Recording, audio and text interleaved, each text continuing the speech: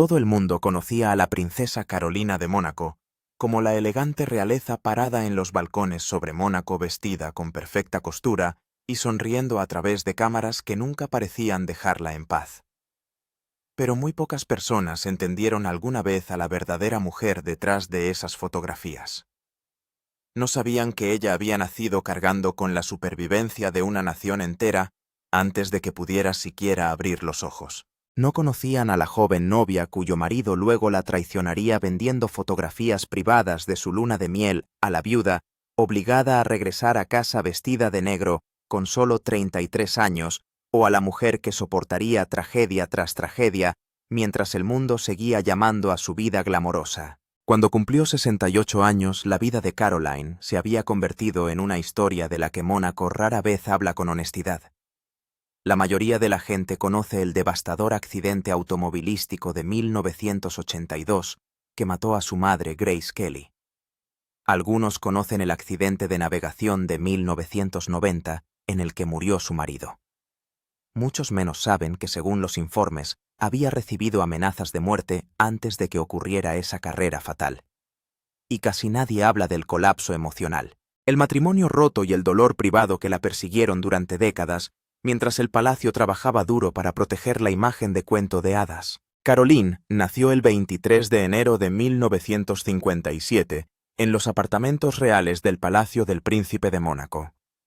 No nació en un hospital o clínica privada como la mayoría de los niños privilegiados. Su primer aliento ocurrió dentro de los muros del palacio, porque incluso su nacimiento tenía importancia constitucional. Desde el principio fue tratada como mucho más que una hija recién nacida. En ese momento, el futuro de Mónaco estaba ligado a una frágil realidad jurídica creada por el Tratado Franco-Monegasco de 1918.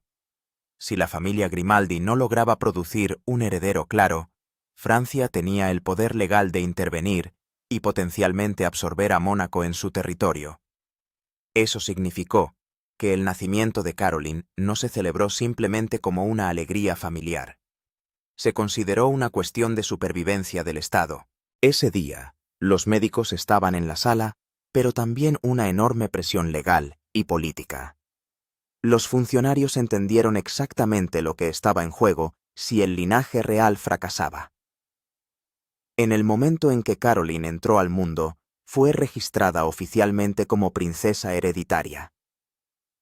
Antes de que pudiera entender la luz, el sonido o incluso la voz de su madre, su vida ya estaba ligada a la supervivencia de un país entero. Esa carga se sintió aún más pesada, porque Mónaco era increíblemente pequeño. En 1957 el Principado apenas cubría 2 kilómetros cuadrados y tenía solo unos 18.000 habitantes. En las naciones más grandes, los nacimientos reales eran simbólicos. En Mónaco un niño realmente podría alterar el futuro del país para siempre. Los periódicos europeos no informaron de su llegada como si fuera el nacimiento de un bebé real normal y corriente.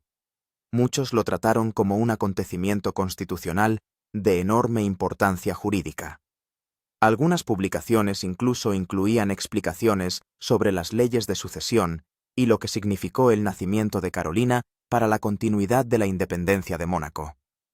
El palacio publicó un boletín oficial anunciando la hora exacta de su nacimiento alrededor de las 4:15 de la tarde para que la línea de sucesión pudiera documentarse formalmente de inmediato, e incluso entonces su posición nunca estuvo realmente segura.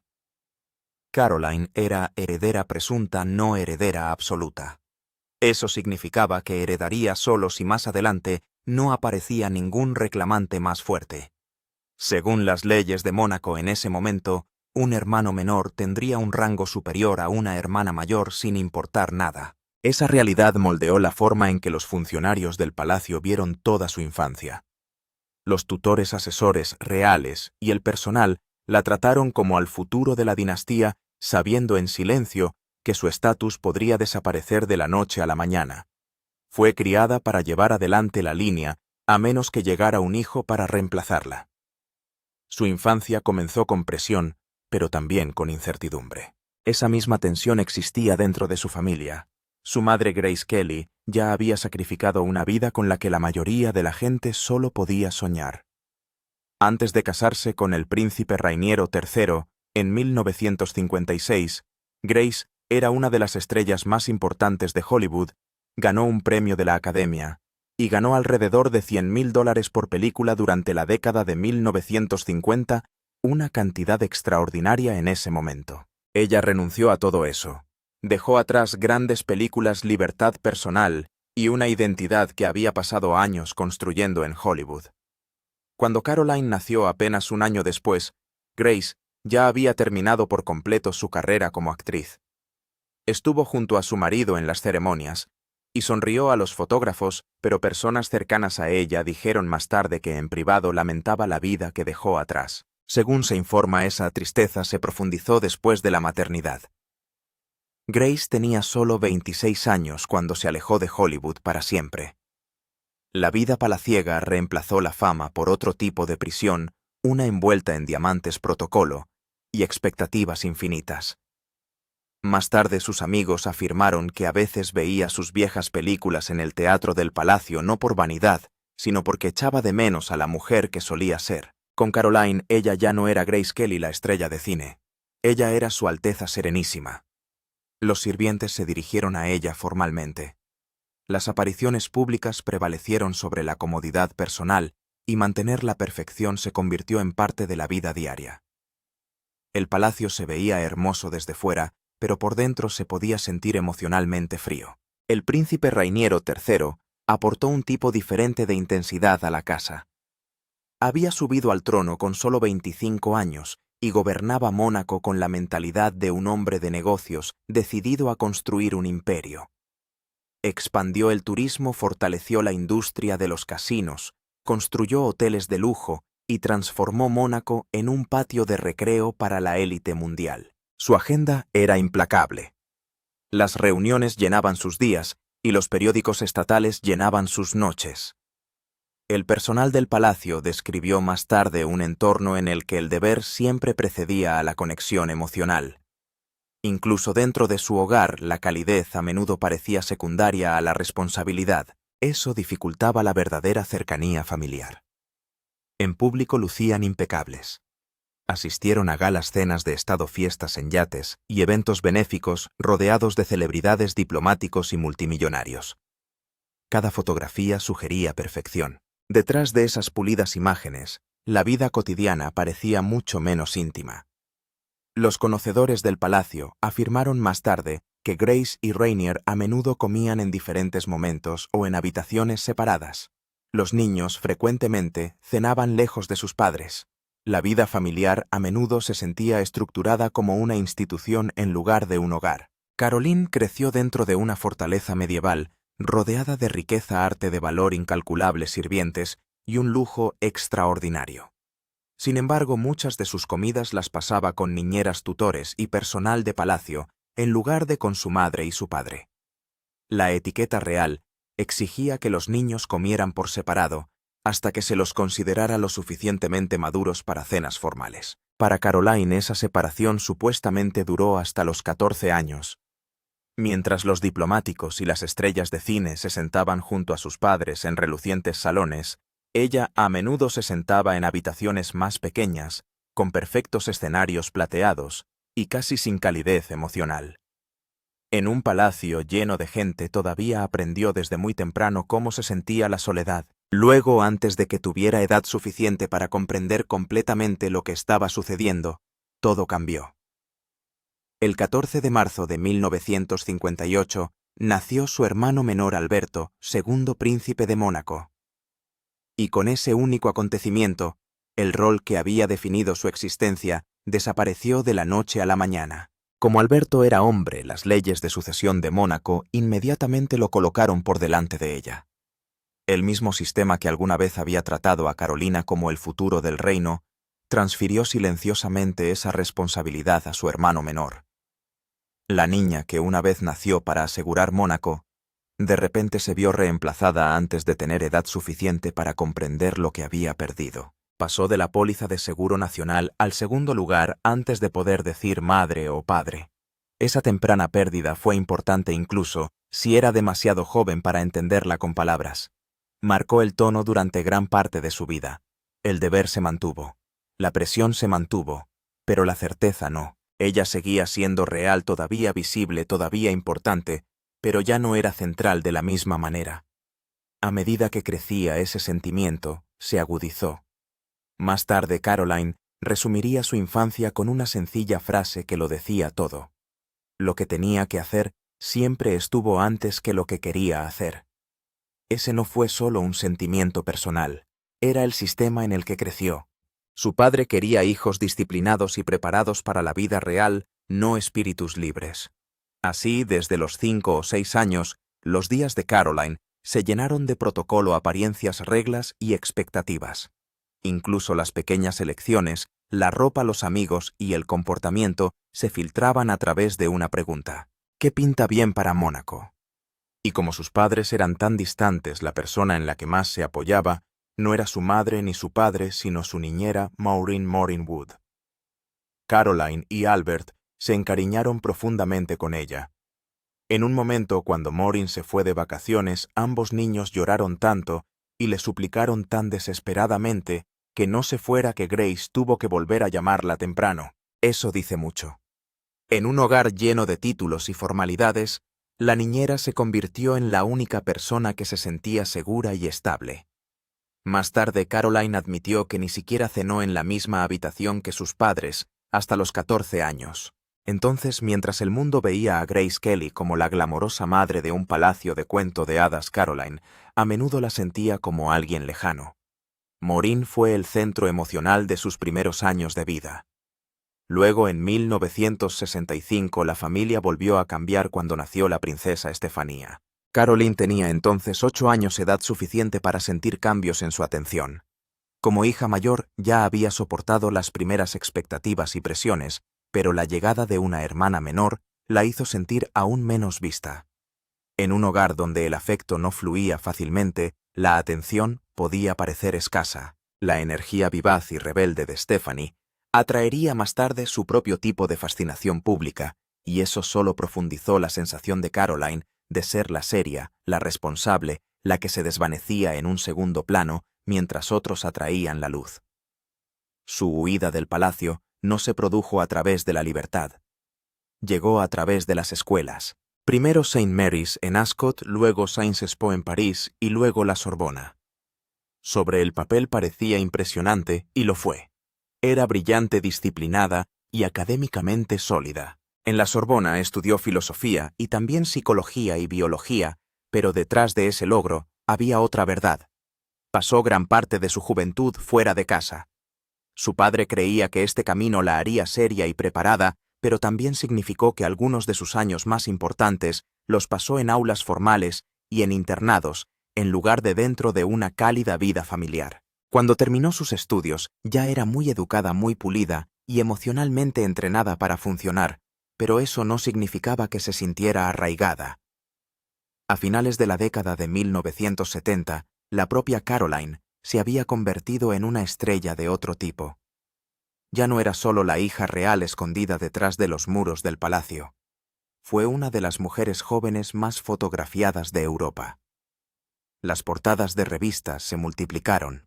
Los paparazzi la siguieron por todo París. Las casas de moda la querían en su ropa.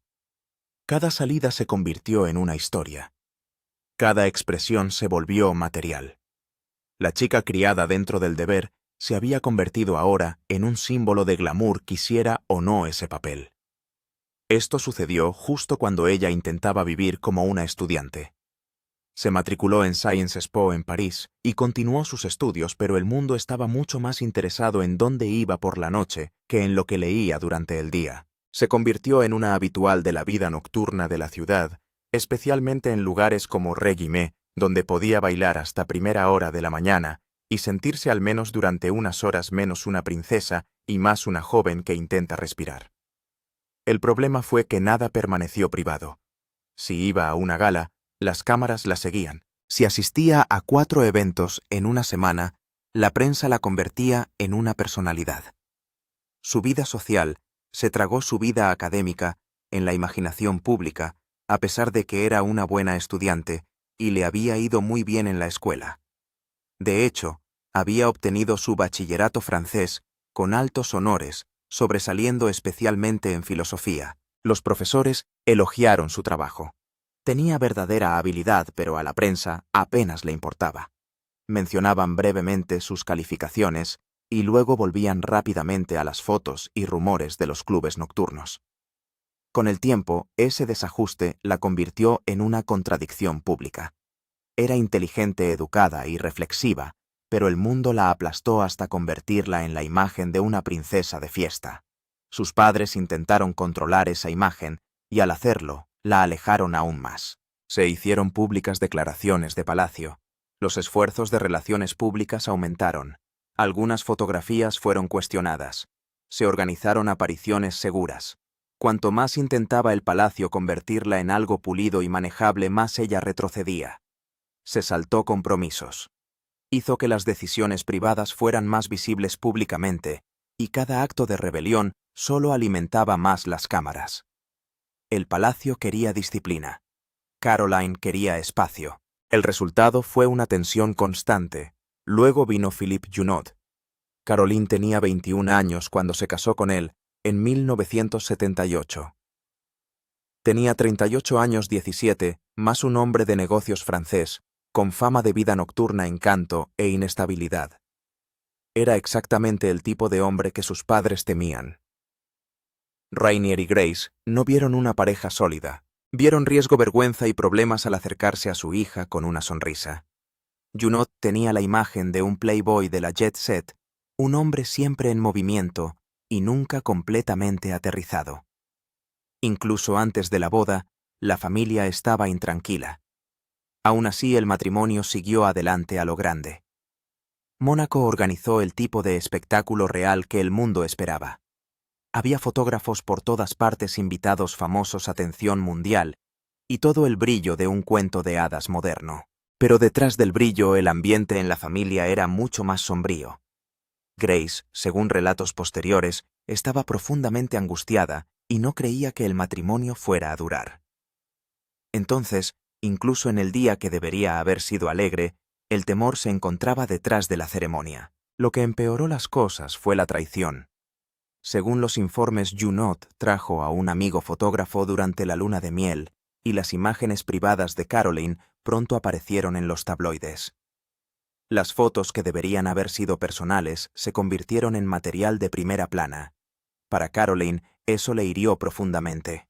No acababa de contraer un mal matrimonio. Había contraído un matrimonio en el que incluso la intimidad podía venderse. La mujer que había pasado toda su vida siendo observada, descubrió ahora que el hombre más cercano a ella también podía hacerla feliz.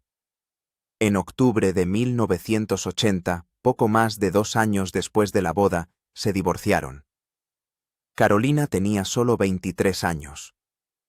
El matrimonio civil terminó, pero la Iglesia no concedió la anulación durante muchos años, dejándola en un doloroso espacio intermedio. Podría avanzar públicamente, pero no del todo en el sentido religioso. La división legal fue limpia. Las consecuencias emocionales no lo fueron. Cuando la princesa Carolina de Mónaco conoció a Stefano Casiraghi, su vida ya estaba llena de grietas. Su madre, Grace Kelly, había muerto en el trágico accidente automovilístico del 14 de septiembre de 1982, y esa pérdida aún flotaba sobre todo. Al mismo tiempo, Caroline cargaba con el dolor de su matrimonio fallido con Philippe Junot, mientras que Stefano también salía de la angustia tras romper su compromiso con una mujer italiana.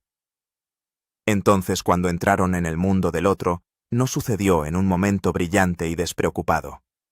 Sucedió cuando ambos estaban magullados, cansados y silenciosamente intentaban comenzar de nuevo. Se movieron por primera vez en el mismo círculo a través de su amigo común, Francesco Caltagirone, por Cerdeña y Córcega, en el verano de 1983. Pero la verdadera chispa llegó en Mónaco, en Jimmy's Disco, en la primavera de ese mismo año. Muy rápidamente, la gente que rodeaba a Caroline notó algo diferente en Stefano. Muchos hombres se habían sentido atraídos por su título, su nombre o el glamour que la seguía a todas partes. Stefano no parecía interesado en nada de eso. La trataba como a una mujer, no a un premio. Solo eso lo hizo destacar. Tenía 23 años, era italiano. Era guapo, confiado y cálido, de una manera que hacía que Caroline se sintiera segura. Pronto la llevó al castillo de su familia en Fino Mornasco, donde conoció a sus padres Giancarlo y Fernanda, cuyo mundo se basaba en el petróleo, la calefacción y los negocios inmobiliarios. Para Caroline, que había crecido dentro del deber, la ceremonia y la presión, esto fue como aire fresco. De repente hubo viajes a restaurantes de París, pequeñas escapadas a Nueva York y Londres, y una especie de felicidad normal que la vida palaciega rara vez le había brindado. Los amigos lo llamaron amor a primera vista. La propia Caroline diría más tarde: yo tenía mi cuento de hadas. Ambos lo sabíamos. Eso es lo que hizo que su vínculo se sintiera tan poderoso. No solo parecía romántico desde fuera, pareció curar algo dentro de ella. A finales de 1983 se casaron. La boda tuvo lugar el 29 de diciembre en una ceremonia civil en el Palacio Principesco de Mónaco, en el Salón de los Espejos, bajo el retrato de Grace Kelly. Duró solo unos 15 minutos, pero tenía mucho significado. Caroline llevaba un vestido sencillo corto de color beige, crema seda y satén, y Stefano mantuvo las cosas elegantes y discretas.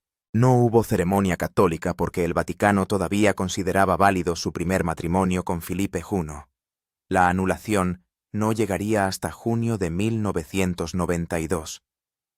Además, Caroline ya estaba embarazada de más de 3 meses de su primer hijo, de modo que había urgencia en todo. Aún así, la boda pareció un punto de inflexión.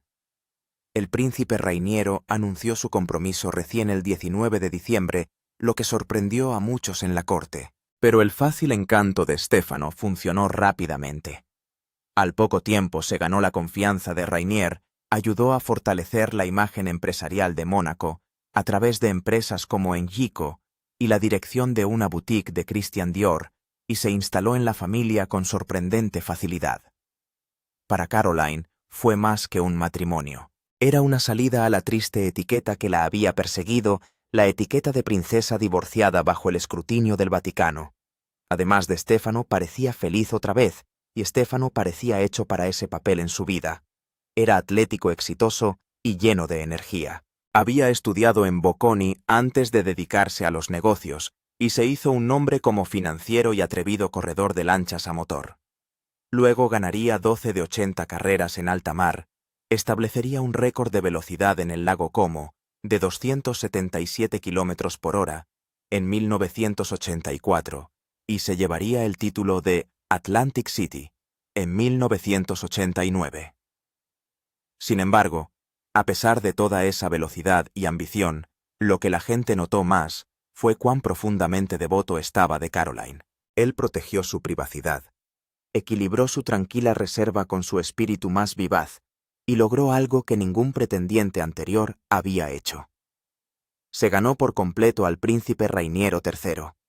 Rainiero lo trataba casi como a un segundo hijo. Los amigos dijeron que Stefano hizo que el palacio pareciera menos una institución y más un hogar.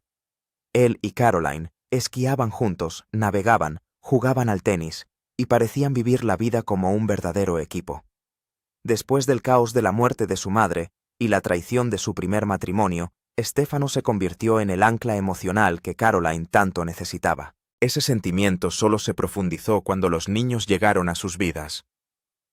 Su hijo, Andrea Albert Pierre, nació el 8 de junio de 1984 en el Hospital Princess Grace de Mónaco. Su hija Charlotte Marie Pomalin les siguió el 3 de agosto de 1986, y luego Pierre Rainier Stefano llegó el 5 de septiembre de 1987, también al Hospital Princess Grace. Los nombres tenían un significado familiar y los niños cambiaron todo el ritmo de la vida de Caroline. Había crecido en un mundo real rígido y emocionalmente distante, pero ahora estaba construyendo algo más suave y cálido para su propia familia. Los informes de los medios seguían volviendo a la misma idea. Por una vez, una casa Grimaldi parecía normal, incluso alegre. Stefano era un padre amoroso plenamente presente a pesar de su carrera y su vida empresarial, y Caroline parecía florecer en la maternidad. Años más tarde, tras la anulación de su primer matrimonio, El Papa Juan Pablo II legitimaría a los niños en febrero de 1993. Pero mucho antes de que llegara el reconocimiento de la Iglesia, ya se habían convertido en el centro del mundo de Caroline. En poco más de 3 años, su vida había pasado del escándalo y la soledad al matrimonio, los hijos y el tipo de felicidad que alguna vez pensó que nunca duraría. Y tal vez esa última parte fuera el problema. Era tan hermoso que también se sentía frágil. La gran pasión de Stefano eran las carreras de lanchas motoras en alta mar, y a Caroline nunca le gustó lo peligroso que era. Entendió la emoción porque a Stefano le encantaba la velocidad, la competición y el desafío del mar. Pero también sabía que el deporte podía volverse mortal en segundos. Corrió como acelerador en un catamarán de 42 pies llamado Pino di Pino, a menudo a velocidades impactantes y sin el tipo de protección que luego se consideró esencial. En 1989, ganó el título mundial de clase 1 frente a Nueva Jersey. Luego en 1990 volvió a defender ese título. Apenas unas semanas antes de la carrera final en septiembre de 1990, ya se había producido una aterradora explosión frente a Guernsey. Sobrevivió, pero la advertencia estaba ahí. Luego llegó el 3 de octubre de 1990. Ese día, frente a la costa de Mónaco, cerca de Saint-Jean-Cap-Ferrat, el mar se volvió en su contra. El barco chocó contra fuertes olas, giró violentamente, y la tragedia se desarrolló en segundos. El copiloto Patrice Innocenti salió despedido y sobrevivió. Stefano quedó atrapado. Algunos informes dijeron que su cuello se rompió instantáneamente. Otros se centraron en cómo la falta de un arnés adecuado, una capota y una protección de casco cerrada lo dejaron expuesto a un impacto fatal. Tenía solo 30 años. Caroline estaba en París cuando sucedió, y cuando regresó rápidamente regresó vestida de negro, ahora viuda con 3 niños pequeños. Andrea tenía 6 años, Charlotte tenía 4 años, Pierre tenía 3 años. El palacio anunció que la tragedia había vuelto a afectar a la familia real de Mónaco, y las palabras cayeron con una fuerza terrible, porque todos recordaban la muerte de Grace Kelly, solo 8 años antes. El funeral tuvo lugar en la Catedral de San Nicolás, haciéndose eco del propio funeral de Grace, y Stefano fue enterrado en la Chapelle de la Paix con el abuelo de Caroline. Incluso hubo un amargo giro final. Según los informes, había planeado retirarse después de esa carrera. Su muerte destrozó a Caroline. Algunos susurros oscurecieron aún más la historia. Los amigos afirmaron que Stefano había recibido amenazas de muerte en los días previos al accidente. Se habló de un coche blindado, de temores a las bombas y de viejas sospechas ligadas al dinero y a círculos empresariales peligrosos. La policía investigó un sabotaje, sobre todo porque el barco no estaba totalmente vigilado, pero al final descartaron que se tratara de un accidente. Esa respuesta oficial cerró el caso, pero no pudo calmar la sensación de que algo en la pérdida era demasiado cruel para soportarlo.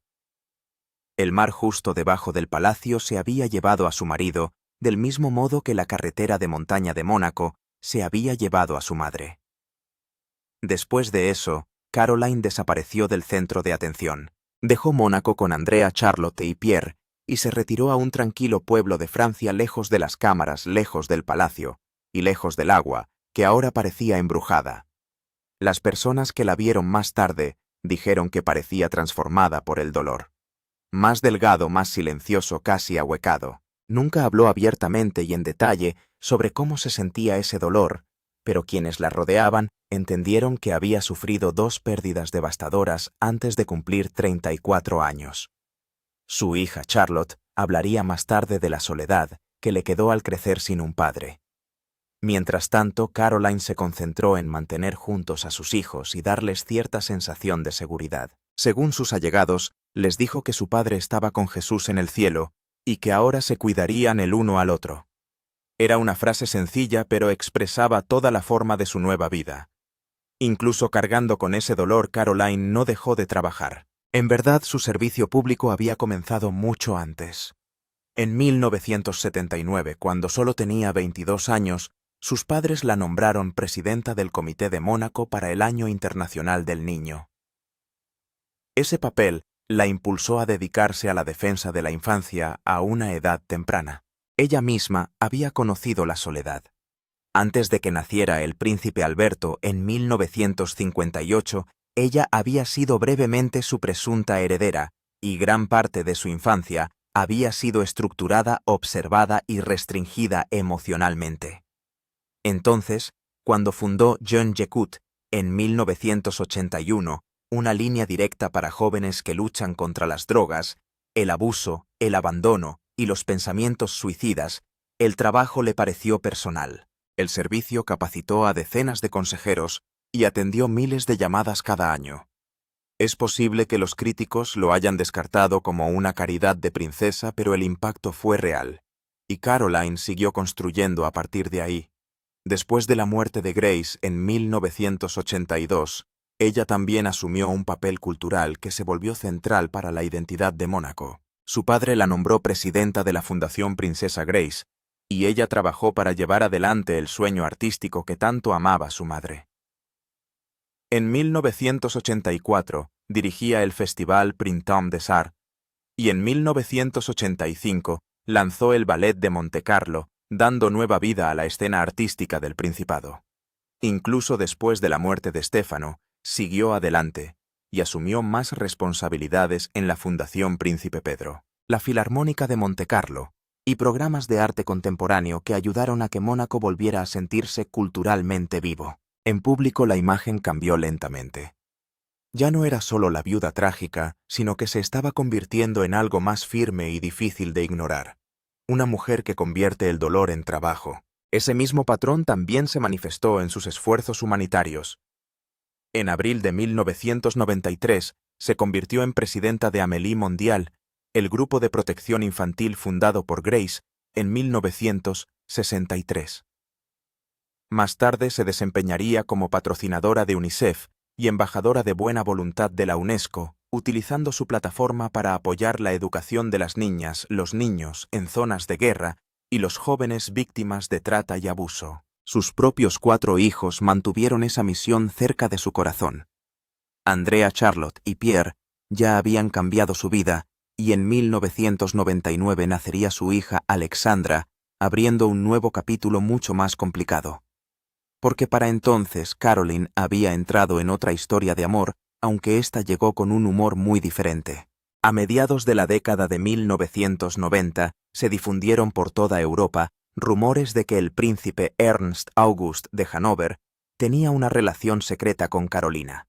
Los chismes se dispararon porque él todavía estaba casado con Chantal Hochuli, y Chantal había sido cercana a Caroline. Eso convirtió la historia de un escándalo común y corriente en algo explosivo. La prensa lo llamó Triángulo Real. Las columnas de Sociedad se alimentaron de ello, la televisión habló de ello. En 1997, Ernst había solicitado el divorcio poniendo fin a un matrimonio de 16 años. Luego, el 23 de enero de 1999, cuando Carolina cumplía 42 años, celebraron una boda civil en el Palacio del Príncipe en Mónaco. A los periódicos les encantó el simbolismo y lo llamaron la boda de cumpleaños, pero el brillo de ese día no borró la tensión que lo rodeaba. Cuando nació su hija Alexandra el 20 de julio de 1999, los tabloides rápidamente comenzaron a hacer lo que llamaron aritmética sensacionalista, contando las semanas hacia atrás y señalando en voz alta que el embarazo había comenzado antes de la ceremonia. En lugar de celebrar a la niña, gran parte de la prensa convirtió su llegada en un nuevo escándalo. Y lamentablemente, el matrimonio en sí también se estropearía. Ernst se hizo conocido menos por su encanto y más por sus arrebatos públicos, su comportamiento violento y sus repetidas humillaciones. Los informes se acumularon hasta principios de la década de 2000.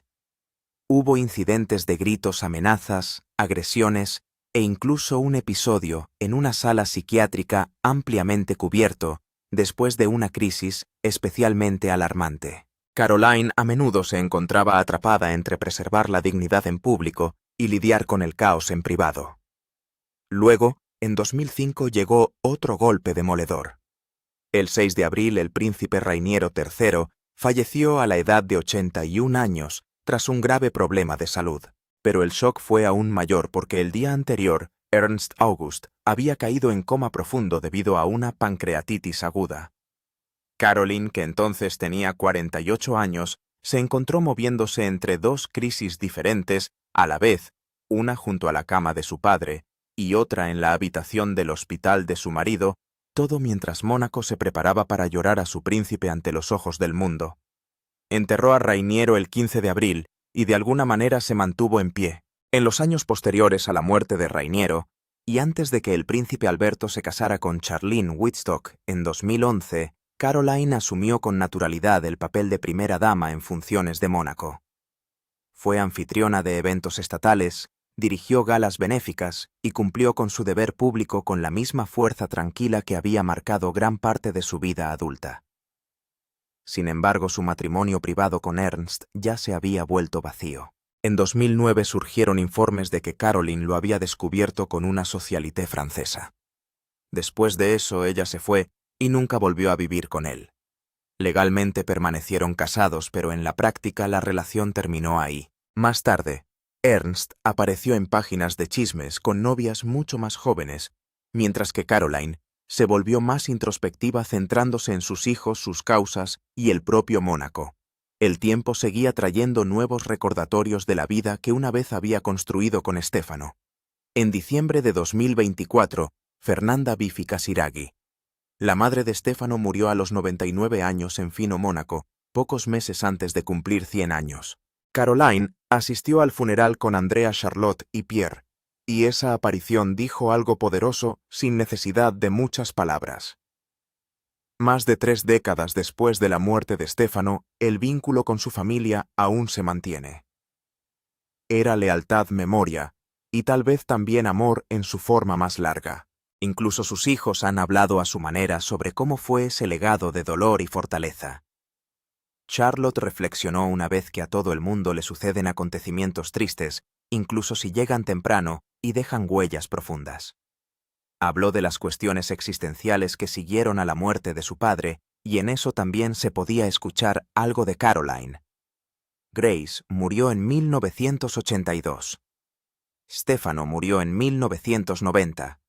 Rainier murió en 2005. Las pérdidas realmente nunca cesaron. Incluso cuando la princesa Charlene enfrentó graves problemas de salud a partir de 2021. Caroline intervino nuevamente apoyando a la familia y llenando silenciosamente el espacio vacío cada vez que Mónaco necesitaba estabilidad. Y aún así, esa no es toda la historia de sus últimos años. Hay otro lado de Caroline, que sobrevivió a todo el lado que siguió creando, albergando, protegiendo y construyendo. Permaneció en el centro del Ballet de Montecarlo, que cumplió 40 años en 2025. Siguió vinculada a la Fundación Princesa Gracia y a Amadi Mondial. En 2023, Studio Caroline abrió debajo de Villa Casa Mía, agregando otro espacio cultural pequeño pero significativo con su nombre. En diciembre de 2025, ella y el príncipe Alberto abrieron la Mediateca Carolina con un auditorio y acceso público. Otra señal silenciosa de que había elegido dejar atrás no solo el dolor, sino también instituciones que durarían más que el dolor. También hubo un último bucle extraño en su historia. El 8 de enero de 2026, Philippe Gounod, su primer marido, falleció en Madrid a la edad de 85 años. Su hija Victoria anunció que había fallecido en paz, rodeado de familia, después de lo que ella llamó una vida larga, hermosa y aventurera. Para Caroline debió haber sido como cerrar una puerta muy vieja. Él había sido el hombre que arrojó su joven vida al escándalo a finales de los años 1970, y ahora, décadas después, él también se había ido.